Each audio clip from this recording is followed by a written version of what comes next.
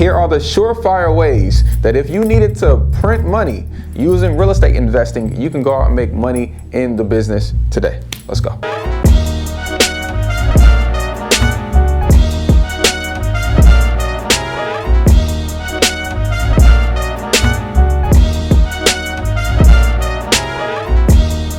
First of all, if you guys don't know, wholesaling real estate is not actually buying the property. It is the act of finding discounted deals consistently, right? Getting control of that deal, getting control of the sale by getting a property under contract, having the seller agree to a price, a closing date, and terms with you. You then use our free purchase agreement to get that deal under contract, and then go find another buyer who wants the property more than you and literally sell the paper to him. Now, this strategy has been used for years and years and years to help people get out of tight situations. If you need to make money with no money, go from hustling to an actual business just because it's really easy to get into, and it's also taking the people to $100,000 to $250,000 every single month. There's definitely a lot of my friends that are doing that, and you guys can do this too. And today, my whole goal is to literally give you some steps that you can take so you can start working the wholesale real estate business for yourself. Okay, number one is you need a list. Okay, you need people to target. In most counties that I'm going to suggest that you do this business in, are going to have some kind of growth, aspect coming to the city. So they're going to have a population of at least 500,000, or more people there. We don't want to be targeting 500,000 people. We don't want to be targeting 1,000,000 people, because realistically, the amount of sellers who are in the market right now, who want to sell, is maybe 10 to 15% of the market. And then people who want to sell for a discount, I mean, those $200,000 houses for $100,000, they do not, they are not a huge pile of people. Typically that's 5%. So we need a nice targeted list. And for those of you who are just getting started, I want to suggest the Deal Machine app. Okay, if you guys will go to dealmachine.com, actually you get a coupon if you use Taking Action in the coupon bar, or we'll leave the link below for you. But you want to start building a list. And essentially, once you get the app, you're going to put in as many ugly houses as possible. Let's call it 100 a week. Then you're going to do number two. You're going to make contact with the seller. Contact just says, hey, Miss Kelly, hey, Mr. John, I see you got a property that that you're not living at right now. I see you got a property over on 123 Main Street.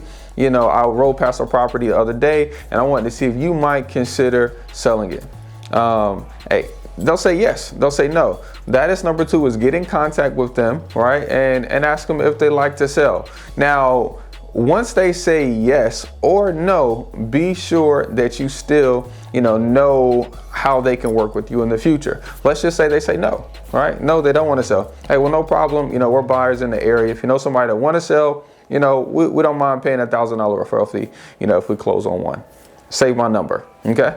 And if they say yes, of course, we want to move on to the next step to qualify those sellers. In every single conversation, you all already know, okay? You all already know the 4 things that we need to get is the condition of the property, why they want to sell, how soon they'll sell, and then we need to get a price commitment. This is going to allow us to gather as much information as possible from the seller. And the whole idea is that we want them to tell us so much information that we know exactly how to close them, right? They tell us what happens if they don't sell it in X amount of time. They tell us why they're interested in selling the property and liquidating it versus keeping it like they've done for the last 5 years. They even go as far as sharing, hey, look, if you do this price today, you can buy it from me. And in that conversation, that's when you use your offer, whether it's cash, seller financing subject to, or assigning it to a realtor. That's the point where your offer solves their problem. Super big step right there. Okay. The next step you want to do is get it under contract. Now, this might seem like a little detailed or intricate part, especially when it gets into all of the verbiage that needs to be in your contract for this kind of transaction that we're going to do. So I want to make it easy for you. Hit the easy button right now. Go to my website, thisismetakinaction.com. Wait right there on the page and download the free purchase agreement. It has clauses in it like exit clauses just in case you can't close, reduction clauses just in case you need a reduction, or even assignment clause, because in this particular transaction where you're actually going to sell the paper, you need an assignment clause the seller giving you the rights or the option to assign and sell the contract to someone else. Very, very, very, very important that you use this purchase agreement at thisismetakinaction.com. Okay, now at that point, once the seller has it signed, once the seller has agreed to the price, at that point, I use the contract and send it to them some kind of way. There's a few different ways you can send over your purchase agreement so the seller can sign. My favorite way and the easiest way and the cheapest way is DocuSign.com. Actually, you can sign up and get your first 6 free sends. Okay, so you can get a deal on the contract before you ever pay for this particular software. If you just go to DocuSign.com. Okay, the second way is you can actually send it via the post office and have it signed to deliver. Okay, so that way you'll get a tracking number, know exactly when it's going to hit. And then you could also stuff a return envelope in it, and then they could sign right there in front of the mailbox person and literally put it right back in the envelope that you leave for them to send back. Okay, and then lastly, for elderly folks, especially if they're 30 minutes or further away, sometimes I'll even hire a notary, pay them $100 to take the purchase agreement over to the seller's house and have them sign it. You know, what I want you to get out of this part is don't let anything hold you back from getting the purchase agreement signed. You having the seller agree to a price, okay, and sign a purchase agreement allows you to legally have interest in the property. This is going to give you the full amount of control. Now, the next step I need you to do is to actually get pictures of the properties. Okay, get pictures. You need so many pictures of the property that you'll be able to send those pictures to someone and they'll be able to make a wise decision to buy this property in this condition at the price that you want without even seeing the property. Okay, now you'll need to go into the crawl space. You'll need to go on the inside. You might want to stand on something high so that way you can make sure you get the roof in it. Essentially, you just need as many pictures as possible. Now, if you're not in the area and you're doing this virtually, because you possibly can do this, you can always hire a photographer or find someone on Facebook who will go out and shoot pictures for you for $50 to $75. Now, once you got those pictures, the next step is gonna be to market your deal. Okay, whenever you're marketing your deal, you're typically gonna let them know, or you're gonna let the people that you're marketing to know that you're assigning a contract. Okay, so that way it's no surprises that you aren't the seller, that you're literally a middleman that brings sellers and buyers together. Okay, now when you market your contract, what you typically need is a little sales game. Okay, so you don't want to post all 75 of your pictures online on Facebook, right? You don't want to post all 75 of them on Craigslist or wherever you decide to post it. Okay, you want to leave one picture and then tell them that if they're interested, if they want to see more information, then they need to leave their name, the entity that they'll buy in, their phone number, and an email address, and how much earnest money they can put down. Right, that'll filter out all of the people that you don't want, but also allow you to get all the information you need to start building up a cash buyers list. Okay, that's your next step, is to make sure as people are responding to your marketing on Facebook, Craigslist, sites like Bigger Pockets, and maybe on your own disposition website like I have. You want to start collecting a cash buyers list. Cash buyers are, made up of contractors, attorneys, and other real estate investors who want to buy property to either rehab, to fix up, rehab, to hold, or just own property for some kind of reason. Now, you'll be surprised that this pool is big. There's a ton of buyers that you walk by every single day. You would never know that they're interested in buying, or they can buy or have the ability to buy. But you just got to ask them and put your marketing in front of them. So don't be afraid to send out your marketing to your close-knit friends and family, or share this information with random people beside you at the bar. I'm telling you, I've gotten plenty of buyers and plenty of lenders just doing this. Now, once you start marketing these properties, to this buyer, right, they're gonna want to have access to the property. So your next step, you should actually have a lockbox on the house with the key inside to allow your buyers to go in. Now, there's one trick that I want you to do is when you're showing property, don't just show it to one person at a time.